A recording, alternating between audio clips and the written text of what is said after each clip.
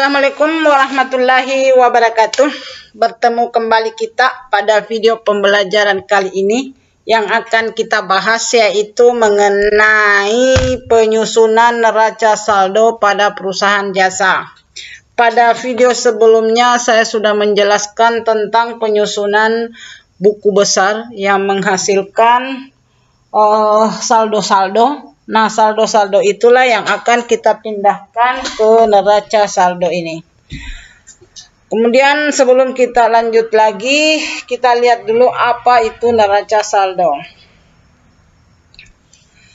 Neraca saldo itu merupakan daftar seluruh akun dengan mencatat di debit ataupun di kredit untuk melihat apakah saldonya sudah imbang, yang datanya itu diambil dari saldo-saldo dari setiap buku besar.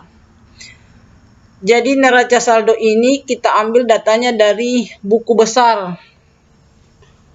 Dari buku besar yang telah kita susun, dari saldo-saldo yang ada di buku besar itu kita masukkan ke neraca saldo. Dalam penyusunan neraca saldo itu antara saldo di debit dan di kredit itu harus sama. Kapan tidak sama saldonya berarti mungkin ada kesalahan dalam menjumlahkan neraca saldonya, ataupun mungkin ada kesalahan pada laporan sebelumnya, misalnya laporan buku besar.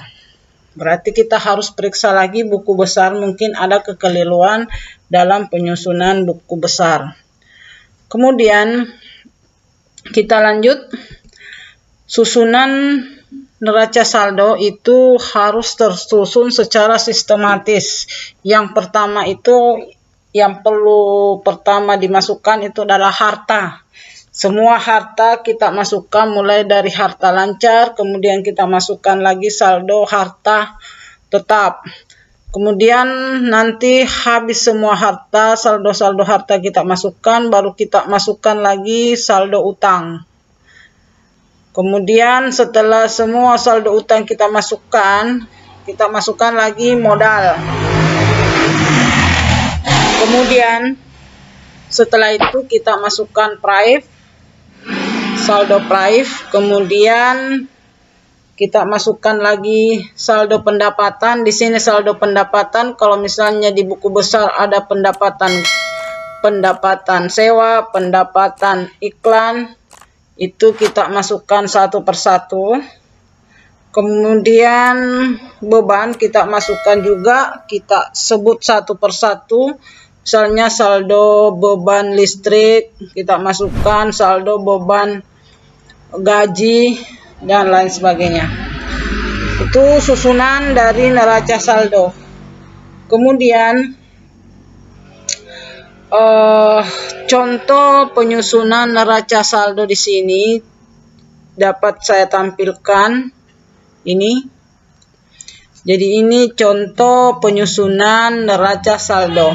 Jadi dalam menyusun neraca saldo ini, antara jumlah yang ada di debit di sini dengan jumlah yang ada di kredit itu harus sama. Kapan tidak sama, itu periksa kembali cara menjumlahkannya ini, apakah ada kekeliruan ataupun mungkin pada penyusunan laporan sebelumnya itu, misalnya di laporan buku besar.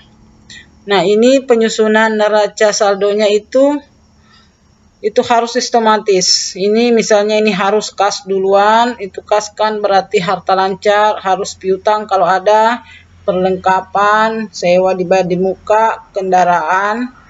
Ini berurut atau disusun secara sistematis. Berarti beban yang paling terakhir. Kemudian saldo-saldo ini, datanya ini kita ambil dari buku besar. Saldo-saldo ini misalnya kas 3.500.000 ini kita ambil dari saldo dari buku besar. Jadi semua saldo-saldo yang ini kita dapatkan dari buku besar. Oke. Untuk video berikutnya saya akan mempraktekkan cara menyusun neraca saldo. Oke, kita ketemu kembali pada pembelajaran berikutnya. Sebelum saya mengakhiri video kali ini, akan saya tampilkan kata-kata bijak pada pertemuan ini, yaitu